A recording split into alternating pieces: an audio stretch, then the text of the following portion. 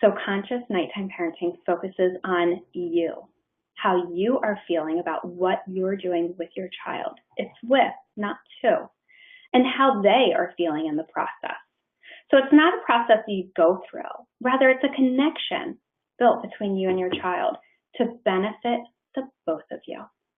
It's about the tools that you can use to be present both physically and emotionally with your child. Okay, so conscious nighttime parenting.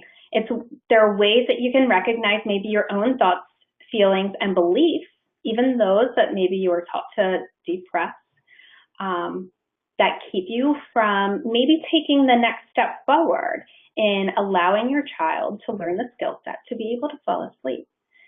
We're going to circle back later to how, all of us are going to get off of our schedule. Our children are going to miss a nap. We're going to travel. We're going to have illnesses. We're going to have events. We're going to want to do things for ourselves, right? So we're going to have these needs to calm down the cortisol in the body, to calm down the adrenaline rush, to just all of this excitement and energy and things that they're picking up from their family. We're going to have a need to be able to work with the energetic body of our children and kind of take it down. And here's the thing that I find is so amazing. When I talk to my 3-year-old about energy, he already knows what I'm talking about. It's as if he's like, hey, this is cool. We can talk about this. Kids are already on board with this. So we have a lot of beliefs as to why we don't do sleep coaching. We're told that it's going to damage their brain, that it's going to damage the connection between us and our children. And these beliefs and these thoughts are very real. No one's following it up with how to soothe that, how to create the connection so that those components are taken off the table, so that we understand how to stay connected when your child is learning a new skill set, right? So when we shift our conscious thinking to our children stretching and growing and learning a new skill set and us being present as their mentor, as their cheerleader, we are there to fully support them when they really need us. And we're laying that foundation for a childhood of success. So while this is about sleep and about feeling rested and about having those deeper connections, restoring peace between you and your spouse, maybe it's really about parenting and teaching your children how to move energy through their bodies. Just take a moment. And what would your life look like if you were taught as a child how to move energy through your body? How would your life be different? To actually feel these emotions, to feel sadness, and then be able to release it, right? So these feelings and these emotions have a purpose in our life. It's when we hold on to them without letting them go that builds up to sleep disturbances. It's what builds up to, depression and dis-ease in us as we grow older. So what happens to our bodies when we hold on to these emotions? Just like a barrel, just like a rain barrel, right? When it overflows, there's no more room for the water to collect. It has to go somewhere. For those of us that are familiar with rage, for those of us that are familiar with frustration, maybe it happens while you are doing your best to be that nighttime parent with your child. It's just an overpouring of emotions that hasn't been released. When you look at your baby and you look at them and you say, I wonder if they're holding on to the stress, can I teach them how to move this? Can I teach them how to release this energy? And the answer really is yes. So the sleep stuff, we often do this at our own expense. We aren't teaching our children to take these next steps to sleeping on their own because our goal is really to do more or to do better for them than we had. It's not coming from a bad place. It's coming from a phenomenal desire of wanting to be an amazing and good and nurturing parent. So I know this doesn't hold true for everyone on the call, so take what leaves you and and just leave the rest. But many women who aren't sure what nighttime parenting looks like in a way that serves both the child and themselves are searching to do things differently than was done for them. So me, how did I come about this? So when my son was born 3.5 years ago, at 5 weeks, I was like, wait a second, this baby's not sleeping. Like, I genuinely thought you brought a baby home from the hospital when it was time for bed. I'm not even kidding on this. You put baby in crib, you go to your room, baby sleeps, you sleep, all is well. So when my baby wasn't sleeping at 5 weeks, so night one when I put baby in the crib and like 45 minutes later baby was awake, I was like, all right, so I know that's not how that works. So, we brought baby into our room. At 5 weeks, I was like, this baby's not sleeping. And my mom had just told us, well, at 6 weeks, all of you babies slept. So I just figured, all right, I'll give it another week. I can do another week. Then 8 weeks rolled around. Baby's still not sleeping. Then 12 weeks rolled around. So here I go. I labeled myself as a failure. And I labeled my child as one who doesn't sleep. And I created these labels. And each and every day, each and every nap, each and every night, I was reliving this pattern that I was creating. It's repetition. Repetition works, right? But repetition was working for me in a negative way.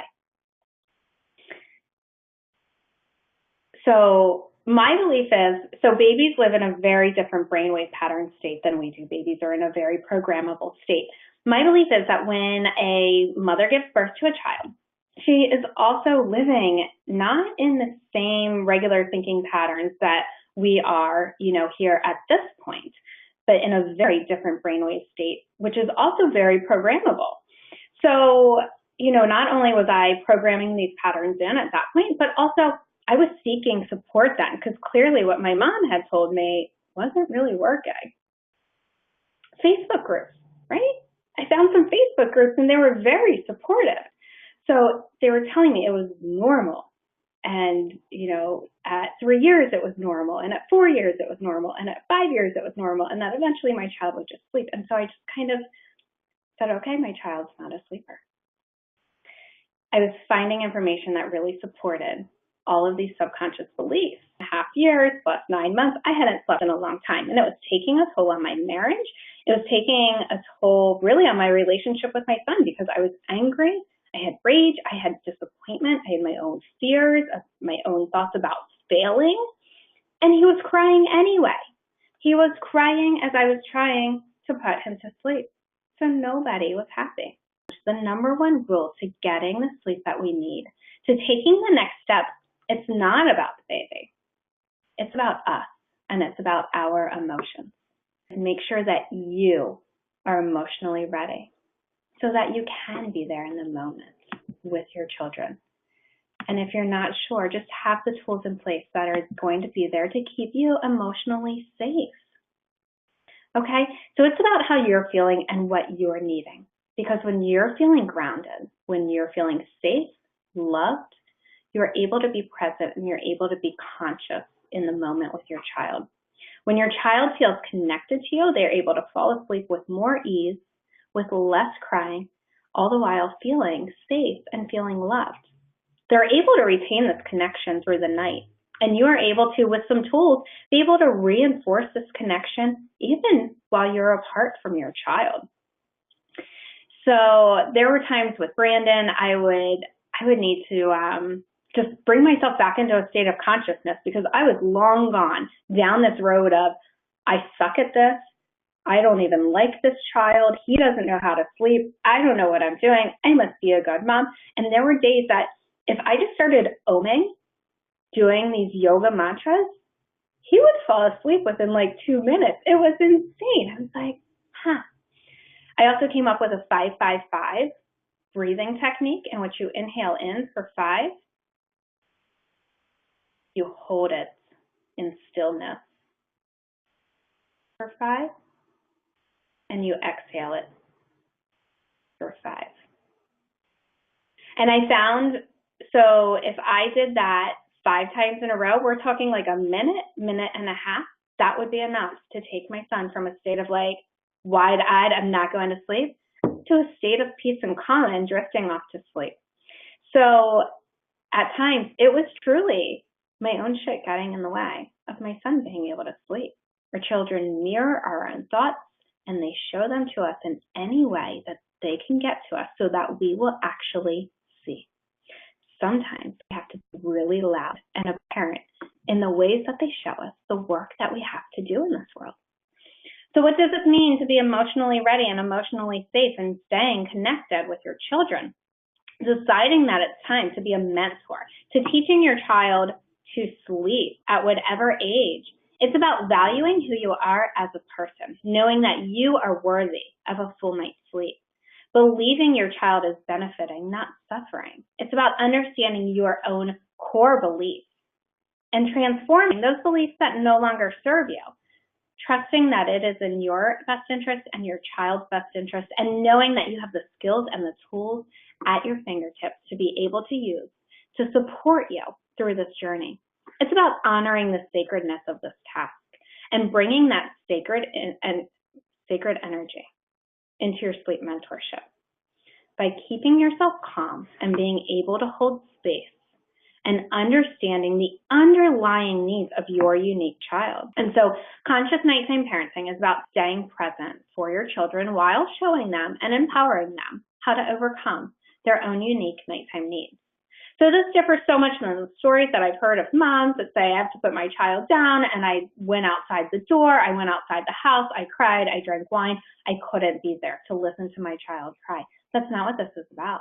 This is about being there. When I did sleep mentoring with my daughter, I never left the side of her crib, and yet I let her learn these skills so that she could fall asleep on her own, and what that gave me was less night wakings, until eventually we got to a point where she's sleeping until, she can go till 4:30, 5 o'clock in the morning. And that works for me. So this isn't like the goal of your child going in their room and going to sleep for 12 hours, although if that's your goal and that's what works for you, that's what we're going to work towards. This is about getting to a place that not only works for your child, but that works for you, that honors where you are. I just find, that so many people focus on what to do to your child. And I was seeking somebody to tell me what to do for me, so that I could continue on with this. So that things like colds, teasing, all of these other excuses were no longer valid, right? Because those were just things that I was allowing to stand in my way of honoring what I was needing at the time.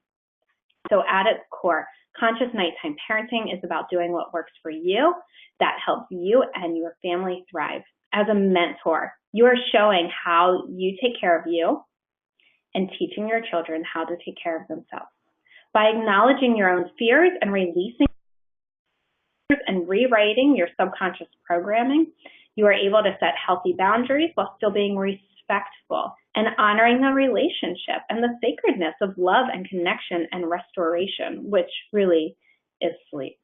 So I recently heard someone say who knew it was my anxiety and worry about my child falling to sleep that was really keeping my child from not sleeping. And that's so true, right? Because we are these energetic beings who share thoughts and share emotions and share these energetic fields. And with parent to child, it's happening. And by changing the frequency of our thoughts and emotions can really have a huge impact on how our child learns these skill sets. I want to show you a couple different energy techniques that you can already use to take into your home to use with your children. So I want to give a huge and loud and lovely shout out to Donna Eden. Some of these techniques come directly from her. Many of them are techniques that I've taken from her that I've incorporated with different twists, spins, anything else to kind of accommodate my children. The first one, most easiest one, how to bring yourself back from consciousness, right? So let me just say this. When you are thinking, you are not being conscious. Who knew? I thought thinking was a good thing. Thinking was important when I was writing, the content of this. But when you are thinking, you are taken out of the present moment. So I just want you to envision yourself. What does your bedtime routine already look like? Are you, as you are with your child, are you fully present or are you thinking? And that's going to be a good reminder of like, hey, I'm thinking, all right, let me come back to consciousness. And now what am I going to do to fill that void, right? Because we're not used to just sitting in complete conscious being. So how do we fill that? And that's what some of these are. So of course, breathing, right? We're all told like breathe. Teaching your child to breathe is a fantastic resource. Taking deep breaths with your children can be so restorative. And so, if my son's asking me to lay in bed with him, right, I'll often say, okay, we can do this to the count of 10. Do you want me to count up to 10 or do you want me to count down to 10? Giving him some power in it. And then what we'll do, we'll breathe in and say 1. And I'll either say it out loud, most times I mentally just say it to myself. It is safe and easy for Brandon to fall asleep. Exhale. 2. It's safe and easy for Brandon to fall asleep.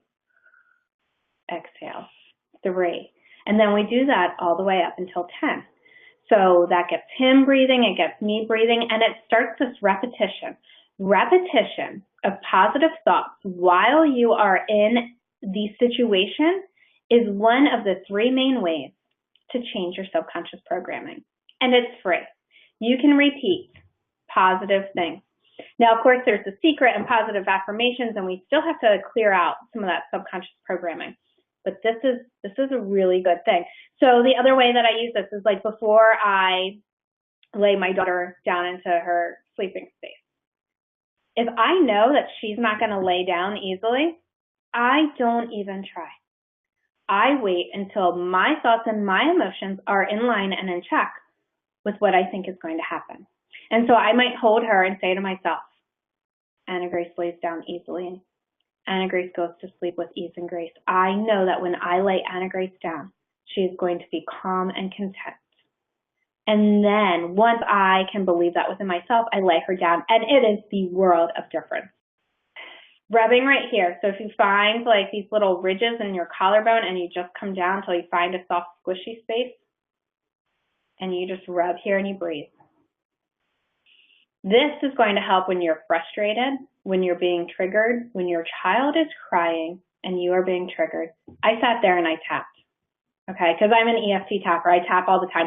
If you are next to me at a traffic light, there is a good chance that you are going to see me tapping through. You don't need to know EFT to know this. You can just rub right here. It moves emotions. It releases fear, or you can tap. Another one that is fantastic, and let me just flip some slides here and maybe even close this so that you guys can see, is what I call the hookup. What's known as the hookup. This is Donna Eden without any changes. One finger right here in your third eye. The other one goes into your belly button, your navel. You push in and you pull up. And I just want you to do this. Sit here, put your fingers in and just pull up and just take 5 deep breaths.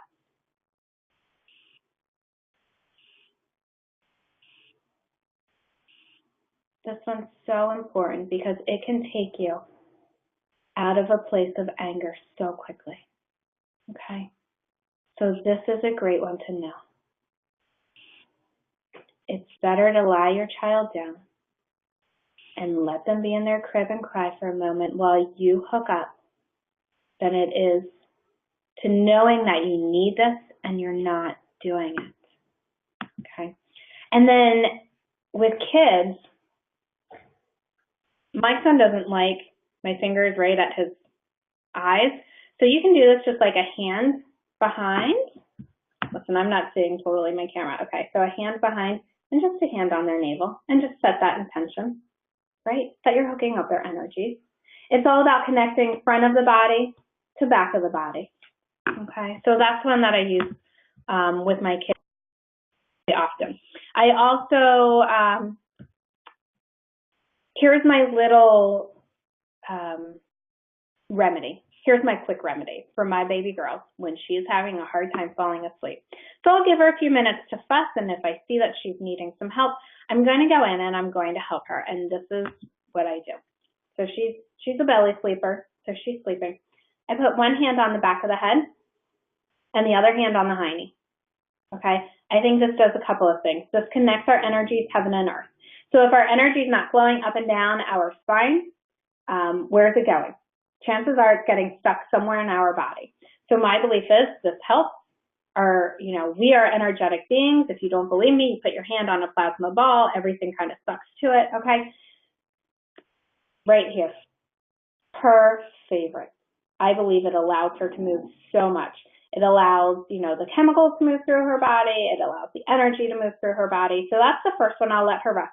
Then I do what we call a spinal flush. So really gently, I just take my fingers down the notches of the spine. So you want to be on the outside of the spine, not on the spine. And you just kind of, you see, I'm just kind of rubbing down, almost as if I'm stopping, just rubbing, move down, rub. And then I just sweep it all the way down, almost as if you're just pulling out any excess. So I might do that twice. Now, normally for my daughter, she knows this one, and she giggles. She always gives me a little ha ha ha. She loves that one. And then if your child likes it, you can hold the bottom of their feet right on their heel. There's a point here that helps with insomnia. This one I do with my toddler a lot. Do you want me to hold your feet? Yeah. So I'll go and I'll just stand right here. Now, there's a saying that says you can press it 12 times, and that helps digest the sugar that's in the body. So that's also good to know. My belief is if you just set the intention that this is here to help process sugar and also to help with insomnia, that is, going to do the trick. So then the other thing that I do, we talked about rubbing ears up in the beginning of our call. So I will do two things. I'll rub my baby's ears down, just real gentle. Sometimes she's laying on her one side, so I can't get to both sides, but I will do it on the one. And here's the last thing that I do with her. It's called a triple warmer. Triple warmer is one of our Chinese meridians. Take my hand starting at her temple and just lightly, I'm talking light, this is the baby, rub behind the ears, bringing it down. Now she's just laying down. I'm not moving her. Back to the middle of her neck, bringing it out her shoulder and down her fourth finger. So I will do that. I like to do it 3 times. And then if I can't reach her other side, I just kind of do it with intention, right? It doesn't, let me see, I'm trying to get it so you guys can see. It doesn't have to be exact. I believe intention serves so many purposes. That right there will take her from a state of, I am not going to sleep, no way, no how, to in about 2 to 3 minutes, it settles. It balances out all of these chemical hormones that we have floating around in our body. It settles her energetic being, and it lets her know it's time to bring our energies down because it's time to go to sleep. And I'm here to help you through all of that, okay? So if you're with your child and you're like, I don't know what to do, I don't remember the techniques, perfectly okay. I want you to remember this. Think about pulling the energy down when it is time for bed. We as human beings live in our heads and not always in our body. And when we're in a state of that disconnect, it's really hard to settle down for what is actually a very physical process of laying flat, staying still, and falling asleep. The heart connection is, to me, the most important connection that a parent has with their child. Our heart, I talk to my children through my heart. I will say things like, you are safe, and I visualize the words coming from my heart going to them, wherever they may be. I have had this help settle my son. We're going back to when he was 2.5, and I was trying to teach him how to fall asleep and how to stay asleep through the night. I would use this, and about 50% of the time, he would resettle when, in the past, we would have to go to him. Okay, so this heart-brain connection between parent and child is so loving and so strong. And so to settle our own heart, when maybe we're dealing with some stuff, hand over heart, finger, 1, 2, 3, whatever works for you. Right here in this space, right between your ring finger and your pinky. And you can just rub, you can massage. I like to do figure 8s right here. And just breathe. Breathing into your heart. I will often breathe, find where it is hard in my heart, and just ask the energies to soften and flow, right? Because energy that is hard, that is stuck, feelings that are hard, that aren't flowing, they are stuck energy. When things are flowing, when things are soft, then things are moving. And that's what we want. We want our energies to flow. And so I'll just breathe in Often when I put my child down and they are settling, I sit on a chair and I do some sort of meditation, right? Because I want to be there. I want to be conscious. I want to be part of the process. It reassures me that my child is falling asleep with ease and with grace.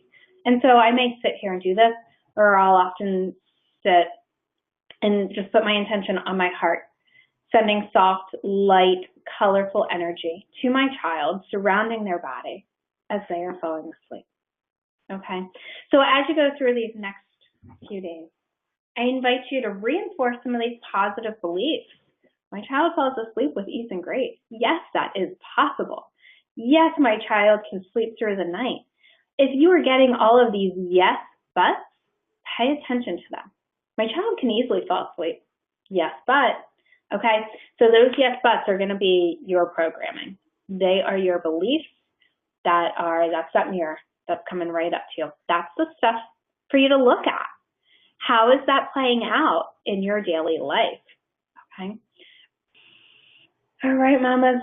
Yes, wherever you sit in your journey, it's not only perfect, it's right where you are meant to be. It's right where your children are asking you to be.